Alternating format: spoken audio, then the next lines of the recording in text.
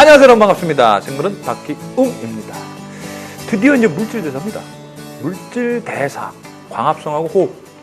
수능에서 한 보통 5문제 정도 이렇게 나오는 중요한 부분이면서 여러분들이 좀 어려워할 수 있는 그런 회로가 나와요. 근데 어쩔 수 없어요. 여기는 숱하게 반복을 해서 머릿속에 외워줘야 돼요. 꼼꼼하게 외워주지 않으면 문제가 정확하게 제대로 신속하게 풀리지가 않아요. 알겠습니까? 명심하세요. 정확하게, 확실하게 외워두세요. 네. 자, 이러니 이거 뭐 생물투 이것도 뭐 이렇게 암기 과목이라고 할 수밖에 없는 상황이 되는데요. 자, 어쩔 수 없죠. 우리 수능 만점 받기 위해서 가는 거니까. 네, 42페이지, 우리들의 교재 42페이지 피면 이제 광합성에 영향을 미치는 요인부터 나옵니다. 광합성은요, 이거 진짜 놀라운 건데요. 이거 진짜로 놀라운 거예요. 네. 자, 여러분들이 딱 바깥쪽을 바라보면은요, 지금 뭐 자동차 다니고 아스팔트에 빌딩들만 있네? 저쪽 바라보니까 숲이에요, 숲. 푸르른 숲. 시기적으로 지금은 푸르지 않네. 네. 어쨌든 간에 그 푸르름이 있다라는 게 무엇 때문입니까? 광합성을 하는 기관, 세포 소기관, 엽록체들을 갖고 있어요. 저 식물들이. 그럼 왜 푸르르냐 그러면 엽록소가 있어요. 그 안에. 푸르름. 이 푸르름. 청춘을 돌려다오. 자, 어쨌든 푸르름. 진짜 그 푸르름 때문에 우리가 살아가는 거 아니겠습니까?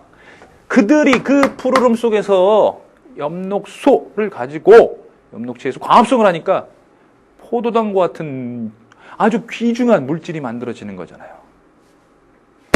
그걸 우리가 먹고 살잖아요. 알겠죠? 그래서 광합성을 배워야 돼요. 이젠 우리가 식물의 입장이 돼서 그들을 이해하는 겁니다. 아시겠죠? 생물투의 놀라운 학문. 그러면 한번 나눠볼게요. 이거는 뭐 합쳐서 이룬다. 이렇게 이해하세요? 알겠어요? 합쳐서 이룬다. 빛을 가지고. 빛광자. 한문이 좀 틀리면 어때요? 맞았을까요? 자, 광합성. 영어로는 photosynthesis. 3개 구간에 photosynthesis. 빛으로요. CO2 6개를 뭉쳐서 포도당을 만드는 거예요. 이게 광합성이에요. 그래서 빛을 필요로 하는 반응이 있어요. 그걸 우리는 명반응이라고 해요. 됐죠? 그 다음에 CO2가 필요함으로써 CO2를 가지고 포도당을 만드는 반응이 있어요. 빛은 필요 없는데. 그걸 안반응이라고 해요. 됐죠? 그 장소가 명반응은 그라나고요. 안반응은 스트로마인 거예요. 알겠죠? 그래서 이렇게 되는 겁니다. 엽록체가 있어요. 세포 소기관에. 그러니까 식물 세포 안에 엽록체들이 이렇게 많이 분포하고 있어요. 자, 식물 세포 안에 엽록체들이 있는데 이중막 구조죠. 이중막 구조. 그리고 또 막 구조가 있어요. 이거 틸라코이드라고 그래요. 틸라코이드가 이렇게 층층이 쌓여 있어요. 이 층층이 쌓인 구조를 그라나라고 그래요. 그럼 여기서 빛을 받아서 뭘 만드냐면은 ATP하고 NADPH2라는 걸 만들어요. 이게 명반응입니다. 그라나에서 일어나는 명반응이라는 거예요. 그리고 한 가지 더 얘기하면 물이 분해돼요. 빛에 의해서. 물이 분해돼서 물, H2O가 들어가서 O2가 나와요. O2. 됐죠? 근데 안반응은 여기 스트로마에서 CO2가 들어가요. CO2가 고정된다 이렇게 표현 써요. 그래서 이렇게 회로들이 있어요. 여러 가지 물질들을 거쳐서 포도당이 만들어져요. 됐죠? 물론 저장 형태는 여기서 녹말 형태로 저장이 돼요. 포도당이 이제 녹말로 저장되고 그래요. 자, 이것을 우리는 안반응 이렇게 얘기해요. 6개 CO2 가지고 포도당 한 번째 만드는 과정을 안반응 이렇게 얘기합니다. 스트로마에서 일어나요. 스트로마. 알겠죠? 이런 내용을 배울 거라는 거예요. 수능 개념을 하고 온 친구들이라면 이게 순식간에 머리에서 정리가 되겠지만 지금 처음 하는 친구들이라면 앞으로 이걸 배우겠구나. 즉 광합성이라는 거는 명반응과 안반응이라는 게 있고, 명반응은 빛을 필요로 하는 것이고, 예, 이때 ATP하고 NADPH2라는 거 이 물질을 만들어야지만이 이걸 사용해서 CO2 가지고 포도당을 만들 수 있는 안반응이 일어나는구나 라는 걸 배우게 되는 겁니다. 산소가 발생하는 반응은 그라나에서 일어나는 명반응에서 산소가 발생하고요. 물이 분해돼서 산소가 나오고요. 안반응에서는 CO2가 들어서 포도당되는 겁니다. 그러니까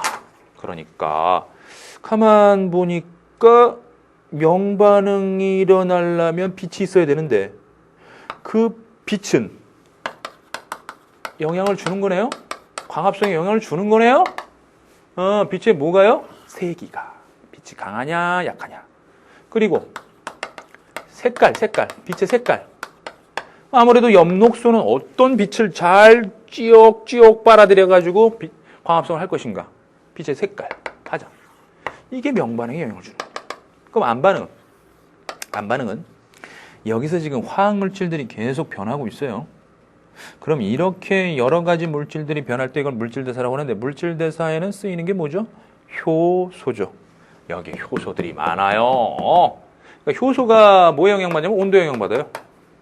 그죠? 네, 물론 이제 여기도 이제 효소가 있긴 하지만 주로 안반응에서 이제 온도에 영향을 받는 거고 효소 반응이니까. 그 다음에 CO2가 들어가야지 안반응이 일어나니까 CO2의 농도 역시 안반응에 영향을 줍니다. 따라서 광합성에 영향을 주는 요인은 이렇게 네 가지입니다. 그래서 이번 강의에서 여기까지 배울 거예요. 알겠죠? 네, 좋습니다. 그러면 자 이제 엽록체, 광합성이 일어나는 장소인 엽록체에 대한 얘기부터 시작을 해보겠습니다. 이파리에 잎이죠? 단면 쫙 보면 뒷면에 이제 기공이 있어요. 그죠? 예, 그리고 뭐 이제 무슨 뭐 책상 조직이니 해면 조직이니 이렇게 나와요. 책상 조직, 뭐 울타리 조직이라고도 하는데, 예, 결국 이 세포들이, 이 식물 세포들, 얘네들이 뭐 동화 조직이라고 해서 이제 광합성을 합니다. 그러니까 한번 이 세포를 들여다봤어요. 이렇게 식물 세포를 딱 들여다보니까, 예, 잎에 있는 두툼한 부분, 잎살 두툼한 부분이죠. 거기 있는 세포를 얘기해요. 이 세포를 보니까 이렇게 엽록체들이 이렇게 많다는 얘기예요. 엽록체들. 그래서 엽록체 하나를 또 끄집어내서 보니까 이중막 구조에 지금 안에 이렇게 틸라코이드막이 층층이 쌓여 있어요. 이게 그라나죠. 그리고 이 사이에 액체 채워져 있는 부분, 기질 부분을 우리는 스트로마 이렇게 얘기하는 거예요. 알겠죠? 그래서 그라나와 스트로마. 그럼 그라나를 또 확대해 보면요. 틸라코이드 막이 이렇게 층층이 쌓여 있어요. 그래서 하나를 틸라코이드 막으로 구조해. 막. 이 막에 뭐가 있냐면 광합성 색소뿐만이 아니라 뭐 수용체 단백질이라든가 전자 전달 효소라든가 이런 것들이 있어요.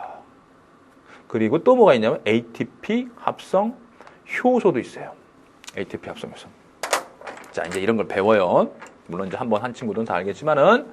그래서 개략적으로 얘기하면요. 틸라코이드 막에서 빛을 받으면 여기서 전자가 튀어나오면서 전류가 흘러요. 으아! 시다다! 이렇게 전자가 막 이동하면서 이 안으로 수소이온이 이동해요. 수소이온. 그 수소이온이 ATP 합성효소를 타고 나오면서 ATP가 만들어지는 거예요. 아, 지금 얘기했더니 어렵다고요? 예, 인정합니다. 제가 괜히 이 얘기를 했어요. 그냥 다시 이거를 머릿속에 넣어주시면 되는데요. 그죠? 그라나에서, 즉 틸라코이드가 쌓인 게 그라나니까 틸라코이드에서 빛을 받아서 ATP하고 NADPH2 만들어지는 거, 이걸 일단 머릿속에 드세요. 알겠죠? 네. 자, 그래서 지금 얘기한 거는 살짝 머릿속에 잊어도 됩니다. 왜? 앞으로 계속 배울 거니까. 예. 자, 그러면은 우리들의 교재 42페이지를 한번 볼게요.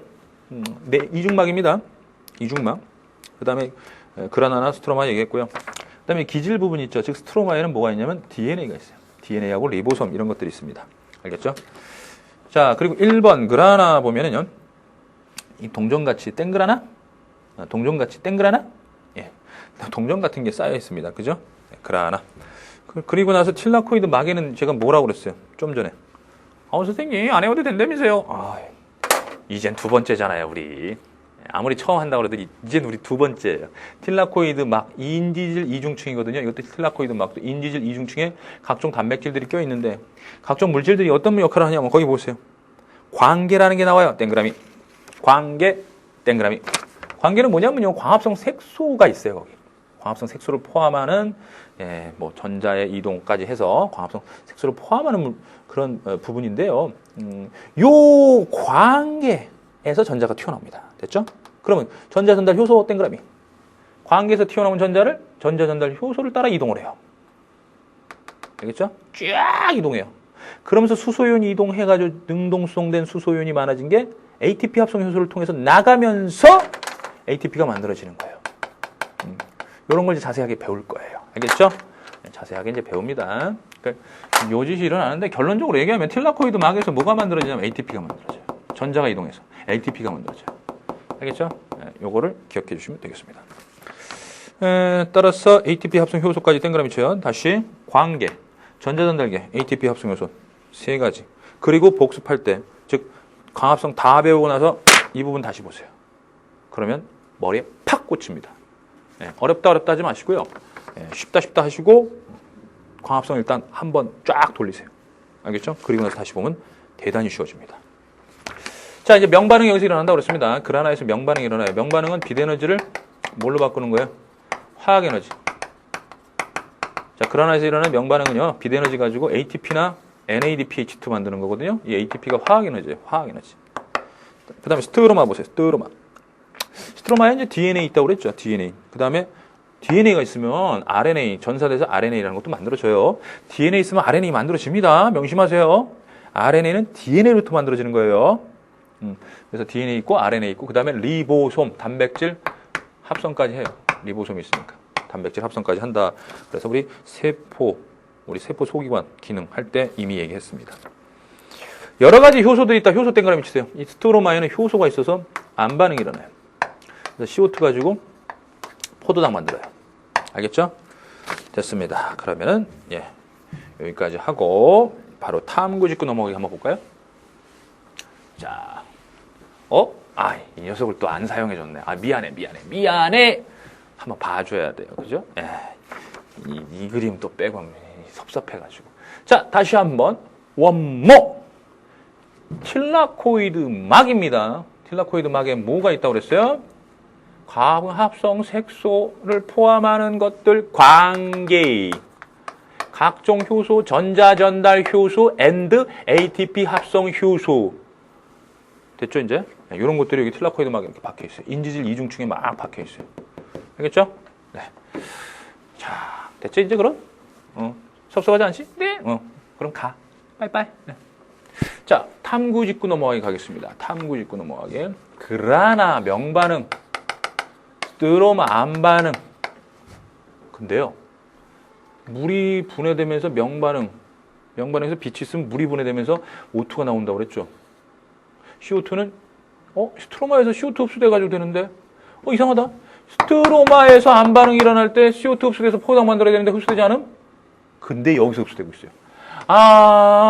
그라나에서 명반응이 일어난 다음에 스테로마에서 안반응이 일어나게 되는구나. 그리고 스테로마에서 안반응이 또 일어나니까 지속적으로 산소가 계속 분해되는구나. 산소가 발생하는구나. 그죠? 요 내용입니다. 그래서 스테로마에서는 CO2 흡수돼서 이제 포도당도 만들어진다는 얘기예요. 알겠죠? CO2 흡수돼서 포도당도 만들어진다는 얘기예요. 알겠죠? 그 내용입니다. 그래서 결론 보세요. 맨 밑줄에. 이게 먼저 일어나야 돼요. 그라나가 하는 일. 물이 분해돼서 산소가 나오는, 즉 명반응이 먼저 일어난 다음에 스테로마에서 CO2 가지고 포도당 만드는 안반응이 일어난다라는 걸 알 수 있습니다. 됐죠?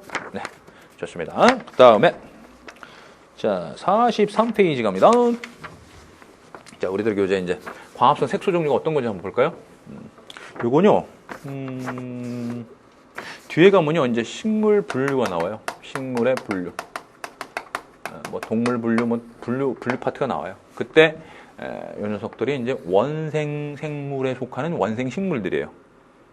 그 다음에 육상식물은 이제 선태, 양치, 겉씨, 속씨 요걸 배워요. 그러니까 여러분들 그 주변에 초록색, 그러니까 식물이다, 광합성 할 수 있다 라고 하면 무조건 엽록소인이 있는 거예요. 엽록소인이 있는 거예요. 엽록소이가 광합성 중심 색소예요. 알겠죠? 에이스예요. 알겠죠? 그 다음에 카크 AB, 카크 AB 그러면 요 녀석이에요. 녹조류. 여기 가서 이제 또 배우는데 그냥 미리 얘기할 테니까요. 그냥 듣고 외우지 마시고 뒤에 가서 외우세요. 녹조류는 이제 파래 청각이라든가 클로렐라 핵함 또는 뭐 삭감말 이런 것들이 녹조류예요. 녹조류부터가 이제 육상식물하고 비슷해요. 녹색이니까. 됐죠? 카크 AB. 그 다음에 갈조류는 AC. AC 갈조소. 그래서 미역. 아시겠죠? 그 다음에 홍조류는 김. AD. AD 홍조소. 김. 이렇게만 여러분들 좀 머릿속에 넣어주세요. 알겠죠? 뭐 지금 뭐 이렇게 외우려고 하지 마시고. 그럼 여기서 이제 알아야 되는 건 뭐냐면, 광합성에 관련된 색소가, 엽록소가 4가지가 있구나. A, B, C, D. 됐죠? A, B, C, D. 카로티노이드 계통은 뭐냐면, 이 엽록소가 흡수하지 못하는 빛을, 색깔을 흡수해서 도와주는 거예요. 보조적인 역할을 하는 거예요. 그래서 카로티노이드는 카로틴, 크산토필, 카로틴, 황적색, 당근 색깔 생각하면 돼. 당근이지. 그 다음 크산토필은 노란색. 됐죠? 노란색. 이런 것들이 카로티노이드. 그래서 육상식물이 가을에 추워지면 A, B가 먼저 파괴돼요. 엽록소 A하고 B가 녹색인데 이거 먼저 파괴되면 이 색깔들이 나타나서 단풍이 든다. 이렇게 얘기를 하는 거예요. 아시겠죠? 자, 그러면 그 내용을 과학의 맥락에서 한번 살펴볼까요? 과학의 맥락. 자, 엽록소가 많으니까 녹색이 되죠. 그 푸르름, 청춘. 예.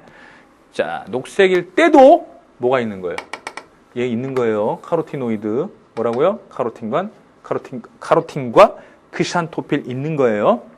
아파트 그러나 녹색이 이제 어떻게 변해요? 엽록소가 파괴되니까 그 사이사이에서 이렇게 숨어있던 카로티노이드 계통이 이제 딱 색깔이 드러나는 거예요.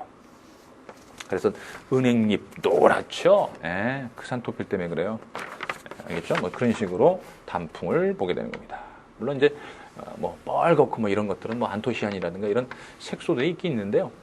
뭐 그건 광합성 색소하고는 뭐 별 크게 연관성은 없으니까 일단은 카크 AB, 카로틴 크산토필 이 2가지 이걸 카로티노이드다 이렇게 좀 생각해 주세요. 카로틴 알겠죠? 크산토필, 카로티노이드 됐죠? 그 다음에 엽록소 AB, 육상식물 알겠죠? 네. 자, 그러면 잎의 색소 분리하기 탐구 짚고 넘어가기 한번 볼게요. 색소를 분리하는데요. 이게 결론이죠. 결론. 4가지가 분리됩니다. 이거 암기해 주셔야 돼요. 맨 위에서부터 카, 크, A, B 이렇게 분리가 돼요.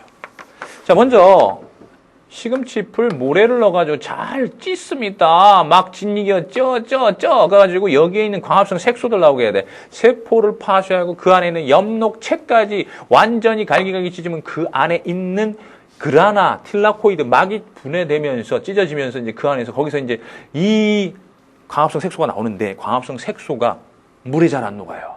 그러니까 요런 유기용맥 이런 데 잘 녹아요. 그래서 색소 추출액입니다. 이게 바로 메탄올 아세톤이 바로 색소 추출액이에요. 그죠? 그럼 여기에 이제 광합성 색소들이 이렇게 떠다닐 거예요. 됐죠? 광합성 색소들이 떠다니니까 요거를 찍어서 몇 번이고 계속 찍어야 돼요. 진하게.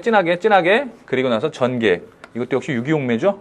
네, 전기액에 딱 담가주니까 여기 원점으로부터 있던 여러 가지 색소들이 자, 전기액이 쫙 올라가니까 같이 가! 그러면서 제일 멀리 쫓아갔어요. 카로틴이. 근데 가기 싫어! 제일 안 쫓아간 녀석이 B예요. B. 엽록소 B. 그러면 제일 멀리까지 간 카로틴은 왜 멀리까지 갔을까요? 일단 가벼우니까 멀리 갔겠죠. 그리고 누구랑 친해요? 그렇지. 톨루엔하고 친하기 때문에 톨루엔이 같이 갈래? 같이 가! 하면서 온 거예요. 알겠죠? 그러나 요거 엽록소 B는 톨루엔과 별로 안 친하고 종이랑 친하겠죠. 종이랑 친하니까 가기 싫어! 이렇게 되는 거예요. 됐죠? 자, 그러면은 여기서 그 분석 포인트를 보시면 순서 꼭 기억하셔야 된다고 했어요. 가크 AB. 됐죠? 가크 AB. 그 다음에 전개율 구하는 거는요. 쉽습니다. 원점 기준에서 제일 많이, 이 용매 있죠? 예, 톨루엔이라는 전개액이 제일 멀리 간, 그걸 기준으로 해서, 얼마나 갔느냐. 이걸 기준해서 얼마나 갔느냐. 그 상대값. 그게 바로 전개율이 되는 겁니다. 아시겠죠? 전개율. 좋습니다. 맨 밑줄에 전개액에 대한 용해도, 즉 전개액과 친한 녀석들이 멀리 간다라고 했어요. 대신 카로틴 같은 경우는 전개액과 친하니까 멀리까지 쫓아갔는데 종이랑은 잘 안 친하니까 멀리까지 간 거예요. 됐죠? 그래서 전개용지에 대한 흡착력이 작을수록, 즉 전개용지, 즉 이 종이랑 인력이 작을수록 멀리 가게 된다, 이런 얘기예요. 알겠죠? 그 말뜻 이해하시죠? 네. 자, 이제는 우리들에게 이제 44페이지를 가셔가지고요. 이런 엽록체 구조가 출제가 됐어요. 출제가 됐으니까. 야, 크다. 우와, 진짜 크다. 에. 뭐야 이거? 자, 녹말. 우와, 외막, 내막, 이중막. 여기 스트로마, 비스트로마. A는 틸라코이드 또는 그라나. 됐죠? 기억. 포도당은 A에서 합성되어 녹말로 저장된다. 포도당은 B, 스트로마에서 합성됩니다. 알겠죠? 스트로마에서 합성돼요. 스트로마. 그렇죠? 그리고 나서 이렇게 녹말로 저장이 되는 겁니다. B에서 합성되어야 돼요. 기억 틀렸군요. 명반응 산물인 NADPH2는, 자, 명반응에서 만들어지는 게 뭐라고 그랬어요? ATP하고 NADPH2. 이런 물질들이 명반응에서 만들어져요. 왜? Why? 암반응에 쓰입니다. 암반응에서 CO2 가지고 포도당 만들 때 이것들이 쓰여요. 따라서 B에서, 즉 암반응에서 사용된다. 맞습니다. 니은 맞고. 디귿. 외막에는 이런 걸 속으면 돼요, 안 돼요? 외막이든 내막이든 광합성과는 상관이 없어요. 됐죠? 디귿 틀렸고, 엽록체는 DNA를 가지고 있으며, 그렇죠? 여기 자체 DNA 있어요. 세포 내에서 증식이 가능하다. 그렇죠? 스스로 자체 증식이 가능합니다. 아시겠죠? 쉽네요. 쉬워요. 자, 이제 그 다음에 이제 광합성에 영향을 주는 요인인데요. 여러분들 이게 굉장히 중요합니다. 광합성에 영향을 주는 요인이 수능에 의외로 많이 나와요. 그래서 지금부터 광합성에 영향을 주는 요인 하는데, 이건 뭐 여러분들 한 번쯤은 배웠고요. 그리고 또 수능 개념을 했다면은 아주 손쉬운 그런 부분인데, 특히 어디에다 힘을 써라라고 얘기할 거냐면요, 빛의 세기와 광합성입니다. 지금 이 그래프 있죠? 빛의 세기와 광합성 그래프, 요거 여러분들 확실하게 알아두셔야 돼요. 확실하게 알아두셔야 돼요. 확실하게. 뭐 이렇게 단어들 이렇게 나오는데. 자, 그러면 요거를요, 제가 요런 관점에서 한번 여러분들한테 강의를 해볼게요. 자, 빛이 없어. 식물, 네, 선플라워, 네. 넌 누구야? 기웅바락이요. 좋습니다. 해바라기 아닙니다. 기웅바락이요. 좋습니다. 자, 기웅만 바라보는 이 선플라워 아니야? 기웅플라워. 좋습니다. 그러면 밤이야, 밤. 빛이 없어. 광합성 안 하죠? 안 합니다. 자, 이제 X축이 빛의 세기죠. 빛의 세기가 조금씩 해가 뜨고 있어요. 해가 뜨니까 광합성. 이거 뭐야? 광합성. 계속 올라가요? 계속 올라가서, 눈 찔르면 안 돼. 이렇게 되죠. 그렇죠? 그러면 광합성을 하면 뭐가 만들어지는 거예요? 자, 요 지점에서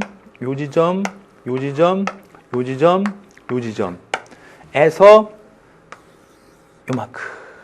됐죠? 요만큼. 여기 뭐예요? 이거 광합성 한 거잖아요. 광합성 뭐 하는 거였어요? 포도당 만드는 거잖아요. 포도당 요만큼 만들었어요. 요 정도의 빛의 세기에서는. 빛의 세기가 많으니까, 좀 더 포도당 많이 만들었네? 그죠? 이 녀석은, 포도당 더 많이 만들었네? 물론 이제 녹말 형태로 저장되는 거니까. 여기서는 좀 더 이거보다 많은데? 여기나 빛의 세기가 똑같아요. 예. 똑같아요. 빛의 세기가 커져도 똑같아. 이제 더 이상 최대값이야. 최대로 이제 만들 수 있는, 아무리 빛이 세다고 해서 광합성을 많이 해서 포도당을 많이 만들 수 있는 게 아니라 이게 최대치야. 최대치. 이거 합동이에요. 합동. 똑같아요. 예. 자, 근데 식물은 독립영양 생물이에요. 독립영양. 스스로가 살아가. 우리한테 손 안 벌려. 예? 정말 얼마나 훌륭합니까? 그러니까 포도당 왜 만드는 거예요? 포도당 뭐 하려고 만듭니까? 살아가려고요. 모든 생명체가 다 살아가기 위해서 활동하듯이 식물도 세포의 포도당을 쓰기 위해서 자기도 에너지 만들어야 될 거 아니에요. 그죠? 그래서 자, 호흡을 하는데요. 보통 한 요 정도를 호흡한다고 칠게요. 요 정도. 됐죠? 그러니까 요 정도.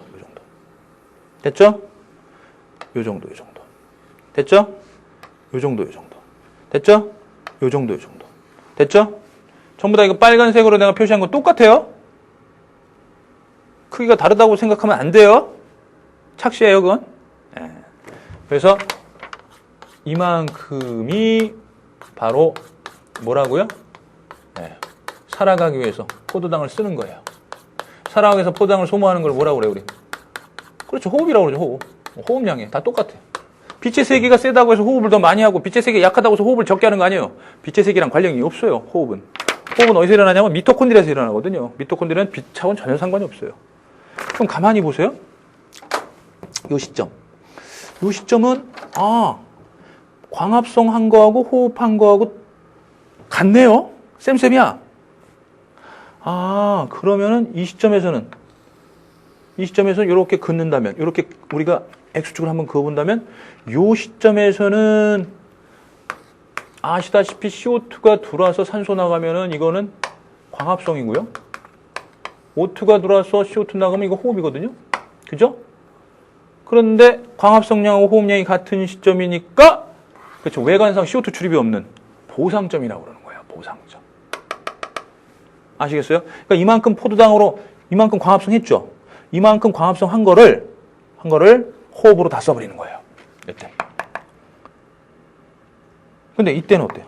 이때는 이만큼 광합성 했죠. 이만큼 광합성하고는 그죠? 요만큼 큰 거 파란색 요만큼 호흡으로 쓰는 거예요. 그러니까 얼마큼이 남냐면 요만큼이 남아요. 요만큼은 이만큼 남는다는 뜻이에요. 살아갈 수 있겠죠? 잘 생장하면서 그죠? 예. 그 다음에 여기는 말할 것도 없네요. 이만큼 광합성해서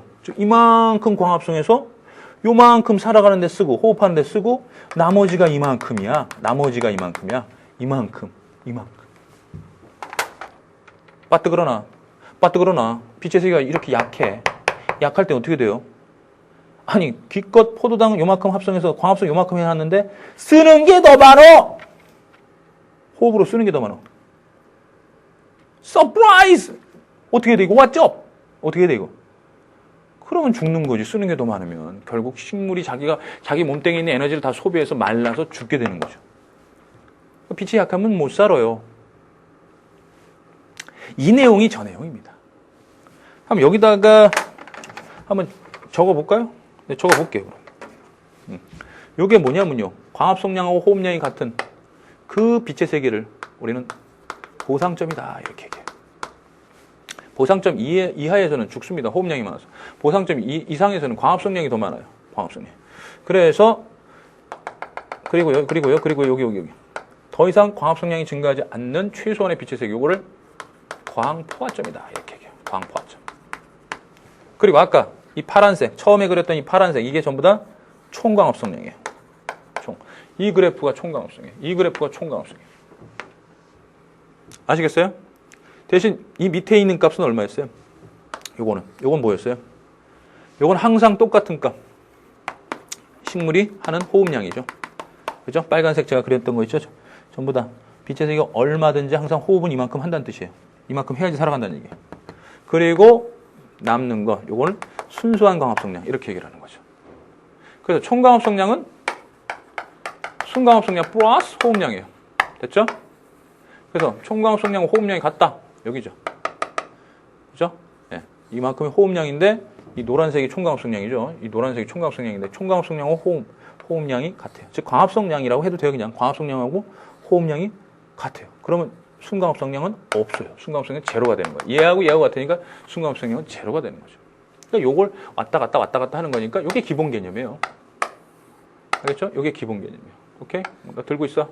네. 자, 들고 있어. 자, 이런 식으로. 이해 가십니까? 좋습니다. 그래서 이게 나온 거예요. 보상점 이하의 빛에서. 이게 호흡량입니다. 호흡은 뭐예요? CO2 방출하죠. 그죠? 그 다음에 여기서는 더 이상 공기 출입이 없죠? 외관상 CO2 출입이 없는 거예요. 광합성하고 호흡은 다 일어나고 있는데 외관상 없을 뿐이고. 그 다음에 이렇게 되면요. 즉, 광합성량이 더 많은 거죠. 광합성량이죠. 이거 예를 들어서 이 빛의 세계에서 이만큼이 광합성량이고 이게 호흡량이죠. 호흡량보다 총광합성량이 많으니까 그죠? CO2가 들어오는 거죠. 그래서 여기는 CO2 흡수, 여기는 CO2 방출. 무슨 뜻이에요? 요거 딱 요 보상점을 기준으로 하는 요 X축 있죠? 여기서 요 밑에가 바로 호흡량. 됐죠? 네, 호흡량이기. 그 다음에 이건 순광합성량. 그 다음에 여기 총광합성량. 네, 잊지 마세요. 아주 기초적이고 기본적인 겁니다. 이 그래프. 아시겠죠? 예, 좋습니다. 그래서 제가 44페이지에 있는 그래프를 설명을 했고 그다음에 여러분들이 그 하나하나의 개념들 있죠? 단어 뜻 써 있잖아. 그게 개념 공부예요. 아신다고 그냥 넘어가시지 마세요. 꼭 확인해 주시면서 밑줄 쳐 주시길 바랍니다. 자, 그러면 45페이지 보실래요? 45페이지에서 이제 탐구 직구 넘어가기랑 탐구 한번 짚어보고 그 다음에 유형 직구 한번 넘어가 볼게요. 자, 지금까지 배운 것들을 어차피 수특은 개념에다가 이제 문제풀이까지 적용을 시키는 거예요. 아시죠? 수능 개념은 무조건 개념만 딱.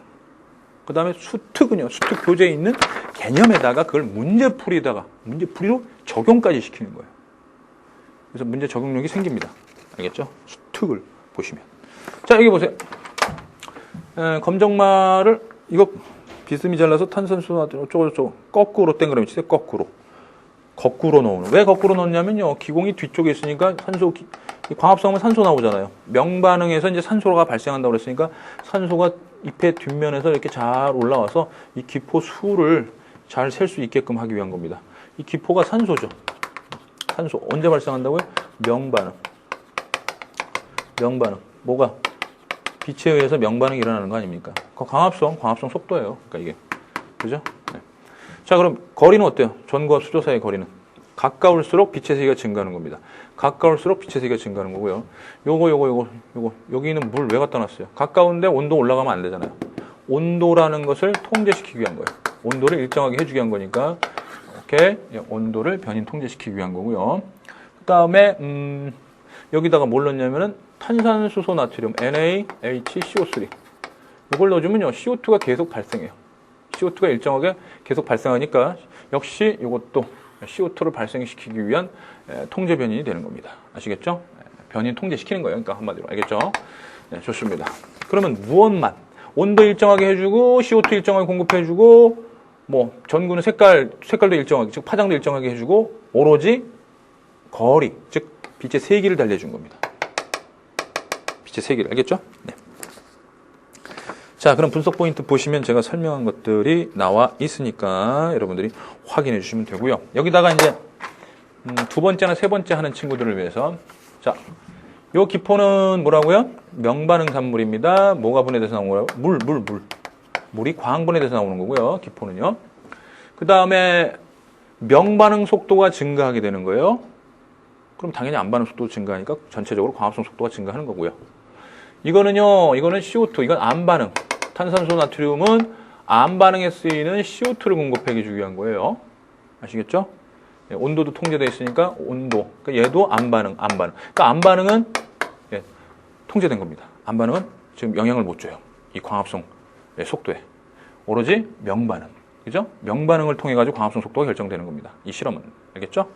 네. 자, 지금 한 얘기는 2번이나 3번 정도는 들어야지 이제 머릿속에 팍팍 오는 거예요. 처음 듣는 친구들은 그냥 지금 한 얘기 흘리세요. 알겠죠? 네. 유형 접근 넘어가게 하겠습니다. 자, 이것은 도대체 또 어떤 유형의 문제인가? 시오트가 들어가고 나온대요. 아, 양지식물, 음지식물 요거 잘 구분해 줘야 됩니다. 양지식물은요, 빛이 많은 데서 사는 식물이에요. 그러니까 보시면 알겠지만 보상점도 커요. 음지식물보다 더 빛이 많은 데서 보상점이 오고, 그 다음에 예를 들어서 이렇게 하면은 양지식물은 또 광포점도 커요. 음지식물은 음지에서 사는 식물이기 때문에 빛이 약해도 살 수 있어요. 빛이 약한 곳에서 살 수 있는 식물이에요. 그러니까 조금만 빛이 있어도 보상점, 그 다음에 광포점 이런 식으로 돼요. 그래서 빛이 적은 곳에 살 수 있는 녀석이에요. 음지식물. 양지식물은 빛이 많은 곳에 살 수 있습니다. 특징은 뭐예요? 이렇게 되죠. 음지식물보다 양지식물이 보상점이나 광포점이 크다. 이렇게 생각해 주세요. 자, 기억 1.5kL수에서 총광합성량은 양지식물보다 음지식물이 더 많다. 1.5kL수에서 자, 요게 바로 양지식물의 총광합성량이에요. 됐죠? 얼마예요, 이거? 1.5인가요? 1.5? 그 다음에 음지식물의 총광합성량은 이만큼이죠. 네, 좋습니다. 그러면 당연히 양지식물이 더 많은 거죠. 기억은 틀렸네요. 0.5kL와 1.0kL 사이에서 여기하고 여기입니다. 그죠? 여기하고 여기에요. 네. 사이에서 순광합성량은 순광합성량 있네요. 음지식물은 순광합성량 있는데 양지식물은 이 사이에서는 순광합성량 없네요. 그죠? 순광합성량 없어요. 플러스 Y 값. 이게 없어요. 음지만 있어요. 그래서 음지식물이 더 많다. 맞죠? 디귿. 가에서 측정기 A와 B의 CO2 측정값이 같을 때 빛을 주고 있는데요. 들어가는 CO2량하고 나오는 CO2량이 같대요. 그럼 결국 뭐예요? 이 식물에서도 들어오고 나가는 거. 나갈 때는 CO2가 나가는 건 호흡량, 들어가는 건 광합성량. CO2가 들어가면 이게 같다는 얘기니까 이때 이 빛의 세기는 보상점이 되는 겁니다. 알겠습니까? 보상점. 따라서 틀렸습니다. 니은만 맞았네요. 예. 자, 이제 46페이지 넘어가도록 할게요. 46페이지. 빛의 파장과 광합성. 빛의 파장과 광합성. 자, 이제 파장이 어떻게 또 광합성에 영향을 주는지 그거 한번 볼게요. 파장이 도대체 어떻게 광합성에 영향을 주는지 그걸 한번 볼게요. 먼저 그 흡수 스펙트럼과 작용 스펙트럼 그래프를 좀 보세요. 식물에 있는 카크 A, B, 즉 엽록소 A하고 엽록소 B가 있는데 이들이요. 자, 빛의 이제 파장이 있어요. 여기가 보라색이에요. 보라색 바깥쪽 여기가 자외선이고요. 여기가 이제 빨간색이에요. 빨간색. 요 바깥쪽이 적외선이죠. 빨주, 노초, 파남보 여기 녹색이에요. 네. 자, 여기 청색. 됐죠? 청색 계통하고요. 여기. 그죠? 적색 계통을 A나 B나 많이 흡수해요. A나 B나 많이 흡수해요. 그죠? 맞아요? 청색 계통, 적색 계통. 됐죠? 네, 좋습니다.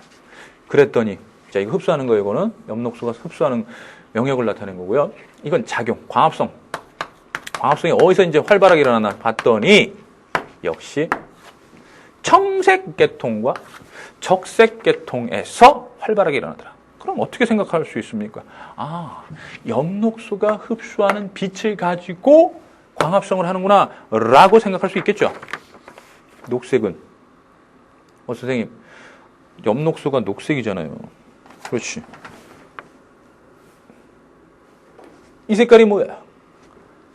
이것은 남들이 파란색이라고 해도 빨간색입니다. 알겠죠? 빨간색은 왜 보이냐면요. 빨주노초 파남보 중에서 빨간색을 반사해서 여러분들의 눈. 그렇죠. 눈으로 가기 때문에. 알겠어요? 그러니까 식물의 잎이 녹색으로 보이는 이유는요. 녹색을 반사하는 겁니다. 식물의 잎, 제가 식물의 잎이에요. 녹색 반사! 그러면 녹색은 흡수하지 않는다는 얘기니까 녹색 흡수하지 않잖아요. 그러니까 녹색을 띠는 거죠. 엽록소, 엽록소. 그런데 광합성 좀 해요. 어쭈 이런 일이 웬일이니? 광합성 하네요. 녹색 계통은 엽록소는 거의 흡수하지 않지만 카로티노이드가 있잖아요. 카로틴하고 크산토필 같은 그 보조 색소가 흡수해서 광합성이 어느 정도는 일어난다는 얘기예요. 이 정도는. 알겠죠? 예, 그 내용까지 파악을 해주시면 되겠고요. 그 다음에 A하고 B하고 요 최고 피크점 있죠. 피크점 요 그래프를 그대로 겹치면 A랑 비슷해요. 엽록소 A의 피크점 파장과 광합성 작용 스펙트럼 피크점 파장이 거의 일치해요. 그래서 B보다는 A가 중심 색소구나라는 걸 여러분들이 좀 이 자료를 통해서 눈치채면 됩니다. 아시겠죠? 네. 자, 이렇게 해서 식물은 엽록소 때문에 적색광과 청색광을 주로 흡수해서 그걸 이용해서 광합성하는구나 라는 걸 우리가 알 수 있었습니다. 자, 이걸 또 알아보는 유명한 실험이 있습니다. 엥겔만 실험입니다. 헤캄 하늘에 헤캄. 야, 좋습니다. 자, 이건 녹조류입니다. 민물에 사는 녹조류. 그래서 AP 육상식물하고 똑같은 광합성 색소를 갖고 있어요. 얘한테요, 빠이드노초판 한번 빛을 비췄더니요, 그 근처에 호기성 세균 있죠? 호기성 세균을 뿌려놨더니 와시다다!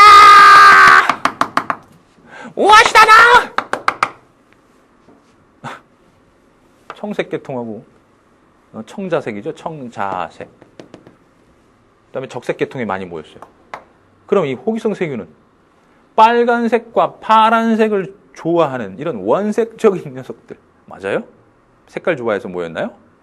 아니죠. 이 헤캄이 광합성을 하는데, 녹조류가 광합성을 하는데 적색광과 청색광을 많이 흡수해서 여기서 산소가 많이 발생하는 거예요. 산소가. 광합성하니까 산소 많이 나오잖아요. 이 명반응 결과입니다. 이거 명반응 할 때 산소 나와요. 물의 광분해. 이제 배웁니다. 물이 분해돼서 이제 산소가 나와요. 광합성 할 때. 에?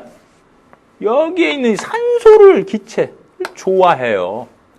산소죠! 이 산소로 호흡을 하는 그런 호기성 세균이다. 이렇게 생각하면 돼요. 그러니까 이 산소가 많이 나오니까. 즉, 광합성이 활발하게 일어나고 있다. 즉, 광합성 중에서도 명반응에 영향을 줘서 명반응이 활발하게 일어나고 있기 때문에 전체 광합성이 활발하게 일어나고 있다. 이렇게 보시면 됩니다. 그 내용이에요. 알겠죠? 네, 엥겔만의 실험이었습니다. 자, 우리들의 교재 이제 47페이지 볼게요. 이제 온도와 광합성이에요. 네, 온도. 이건 이제 뭐 쉽습니다. 그냥 뭐 온도가 높아지면 계속 광합성 속도가 증가할 수가 없고요. 최적 온도를 넘어가면 팍 떨어져요. 왜? 효소가 관여하기 때문에. 효소의 변성 때문이에요. 알겠죠? 광합성도 효소가 관여하고 있습니다. 특히 안반응의 효소도 굉장히 많이 관여해요. 알겠죠? 그렇게 알아두시면 되고요. 그 다음에 다음 그래프를 보겠습니다. 자, 빛의 세기. 여기 보세요. 빛의 세기가 세지고 있는데 온도가 10도실 때, 40도일 때, 30도실 때. 지금 가만 보니까 변인이 두 가지네요. 온도하고 빛의 세기네요. 이때 여기서는 빛의 세기가 영향을 주는 거예요. 빛의 세기가 커지니까 광합성이 증가하잖아요. 20도든 40도든 10도든 30도든 간에 온도하고 상관없어요. 그죠? 온도하고 상관없이 빛의 세기가 영향을 준 거고요. 그 다음에 여기서는요. 여기서는 빛의 세기가 증가해도 광합성 속도는 일정하죠. 뭐가 달라지는 거예요? 그렇죠? 온도에 따라서 광합성 속도가 달라지는 거예요. 맞죠? 이렇게 분석해 주시면 되는 거예요. 그 다음에 여기는요. 약한 빛일 때는요. 온도 영향을 안 받네요. 왜? 빛이 약하니까 광합성에 제한을 가하는 거예요. 그래서 광합성이 안 일어나는 거예요. 그래서 모든 조건이 다 갖춰졌던데 특정 요인 때문에 광합성이 안 일어난다. 그때 그 요인을 우린 제한 요인 또는 한정 요인이다. 이렇게 얘기해요. 한정 요인. 됐죠? 약한 빛에서 광합성이 속도가 증가하지 않는 이유는 뭐라고요? 빛이 제한 요인이기 때문이에요. 그러나 강한 빛일 때는 충분한 빛입니다. 강한 빛일 때는 온도의 영향을 받아요. 그 온도가 바로 얘네들의 생장에 광합성에 영향을 준다. 그래서 온도가 제한 요인이 된다. 이렇게 얘기를 하는 거예요. 알겠죠? 당연히 강한 빛에서는 또 최적 온도도 있네요. 알겠죠? 네, 좋습니다. 자, 그 다음에 이제 그 밑에 나오는 과학의 맥락. 요걸 좀 볼게요. 고냉지 농업인데요. 고냉지. 자, 고냉지가 뭐냐면요. 이거예요. 높은 산에서, 여기 높은 산, 여기 낮은 곳, 높은 곳. 됐죠? 아까, 기웅바라기. 얘가 이제, 열심히 지금 살고 있어요. 여기서도 살고 있어요. 근데 이 기웅바라기가, 바로 작물이에요, 작물. 우리가 이제 농작물이라고 그러죠? 농작물. 뭐 배추라고 생각해도 되고요. 감자라고 생각해도 돼요. 감자라고 그럴까? 감자 봤어? 감자. 좋습니다. 감자라고 칠게요. 뭐 이렇게 생겼어, 감자가. 자, 낮에는요, 뭐 여기에 해가 있어요. 해캄. 보세요. 해와, 해캄. 자, 햇빛이 비칩니다. 여기도. 그죠? 누가 더 빛의 세계를 향할까요? 비슷하죠. 낮에. 그죠? 낮에 비슷하죠. 그리고, 기온. 낮에요. 비슷해요. 기온 비슷하고, 어때요? 빛의 색이 비슷하니까. 얘네들 광합성량 비슷해요. 그래서 낮에, 비슷하게 이만큼 포도당을 만들어 놨다고 칠게요. 여기도 비슷하게 이만큼 포당 만들었어요. 비슷하게. 광합성 통해서 포당 만들었어요. 이거 비슷한 거예요. 됐죠? 네. 그리고 나서 이제 호흡도 하겠죠. 낮에도 이제 호흡하긴 하는데 문제는 이제 밤에 어휴, 이렇게 온도차가 나네. 밤에 고지대는요. 여기 보세요. 온도가 낮아요. 밤에는 광합성 안 하고 호흡하겠죠. 식물도 밤에 이제 새근새근 숨 쉬면서 자잖아요. 호흡하면서 자잖아요. 호흡량이 온도가 낮으니까 호흡량이 감소해요. 온도가 낮으니까 호흡량이 감소해요. 온도가 높으면 호흡량 증가하고. 즉 여기는 온도가 높은 곳이에요. 평지는. 근데 밤에 여기는 어때요? 고냉지는 낮죠. 온도가 낮으니까 호흡량이 적어져요. 즉 온도가 높은 곳에는 이만큼 호흡을 했다. 그러면 온도가 낮은 곳에서는 이만큼 호흡하는 거예요. 온도가 높은 곳에서는 이만큼 호흡을 많이 했지만 추운 곳에서는 밤에 이만큼밖에 호흡을 안 했어요.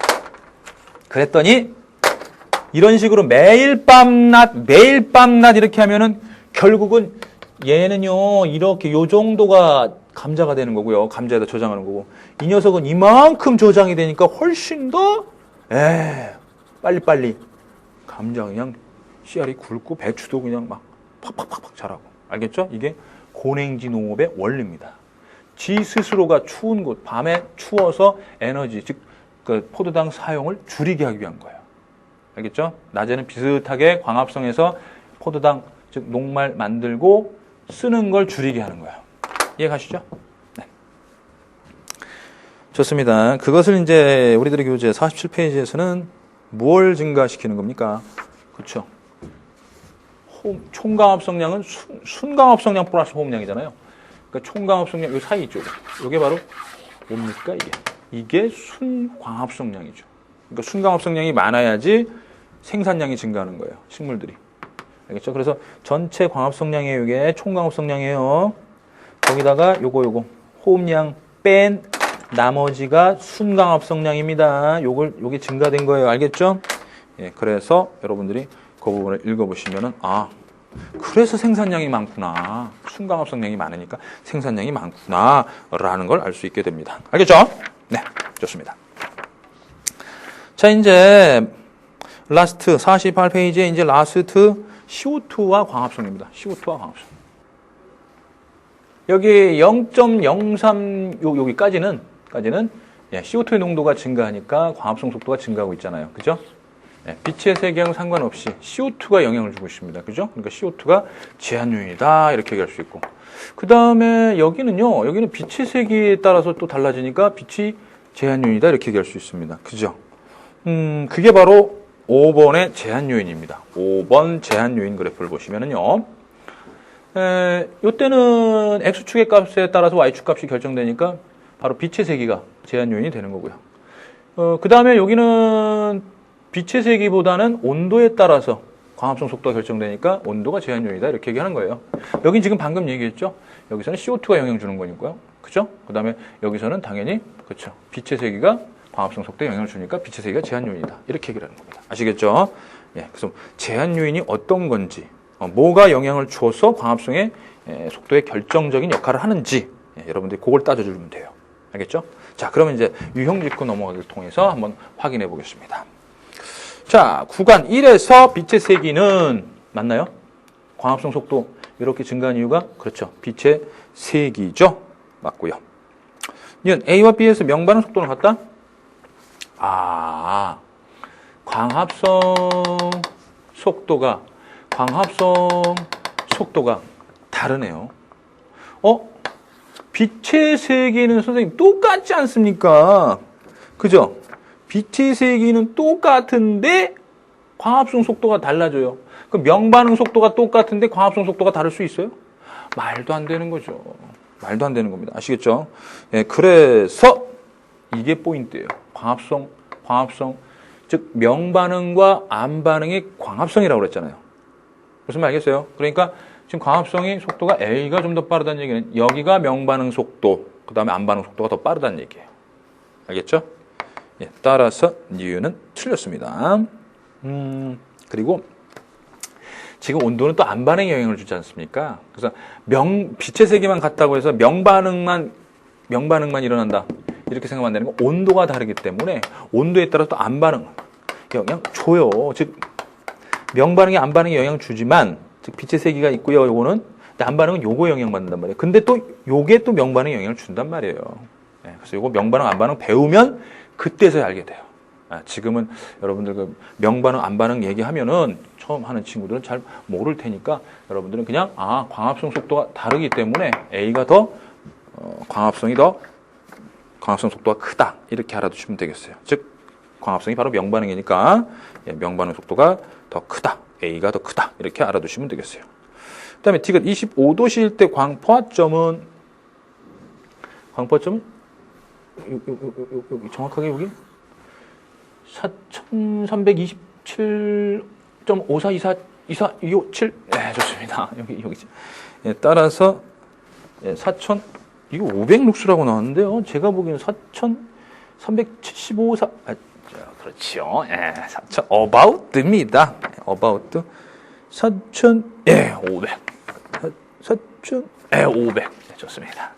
한번 자, 안 하겠습니다. 이렇게 해서 광합성에 영향을 미치는 요인까지 했습니다. 광합성 실험에 관련된 과학의 맥락하고 이제 문제풀이를 다음 강의에서 할 거예요.